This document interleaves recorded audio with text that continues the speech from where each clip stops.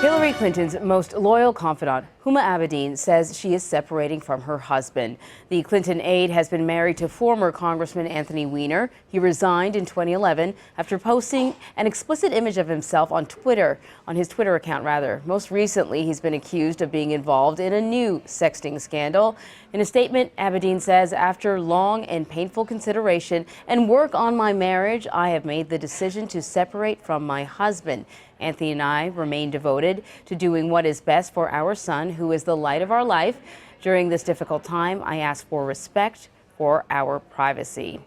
Well, Nancy Cordes is in Washington, joining us now to talk about this. Nancy, he is on the cover of the New York Post today for what they're claiming is another sexting scandal. I suppose people, if anything, were probably asking, what took you so long?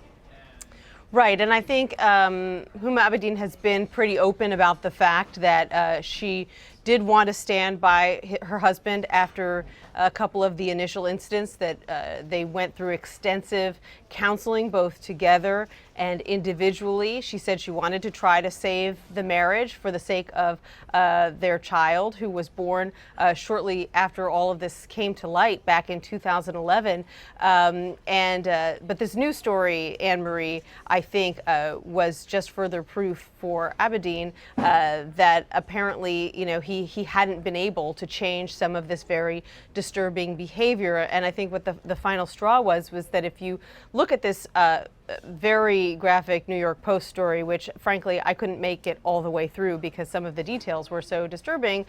Essentially, he had continued to take some of these very risque pictures, except that his son at this point was in some of the pictures with him. Not that he was doing anything involving the son, but the son was there. And so, it was sort of bringing their child into this sordid situation. And it also showed that the behavior, the sexting, had not gone away, at least through 2015, which is when some of these messages were taking place. And so I don't think a lot of people were surprised today when she did put out that statement saying that the two of them had formally decided to separate. And in fact, this is the third, at least well-publicized incident. He ran to be the mayor of New York, and essentially his campaign collapsed because of another sort of sexting scandal, and that one was documented in a documentary. Exactly. It's immortalized in a documentary about his run, a pretty unbelievable documentary, because they continued to film even after that happened. And so the tale is there for everyone to see. And, in the beginning, when this first happened, I remember interviewing him back in 2011 when he inadvertently sent that first picture to everyone. He had meant to send it directly to a woman he was communicating with, but it went out to everyone by accident.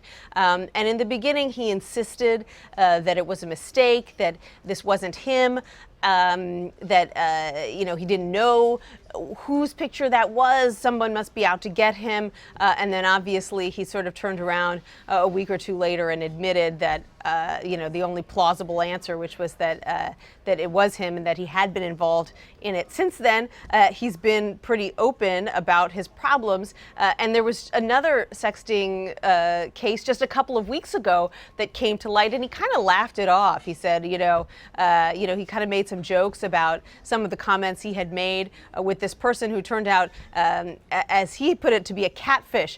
In other words, it was someone who wasn't really a woman who he was communicating with, but someone who was trying to ensnare him and get him to say some embarrassing things. But they were successful, so I think you start to see a pattern that certainly hasn't diminished. If anything, has gotten a little bit more risque. And for someone like Huma Abedin, who is involved in as high profile of a political role as it gets right now, working for the Democratic presidential nominee, apparently she had decided that enough was enough.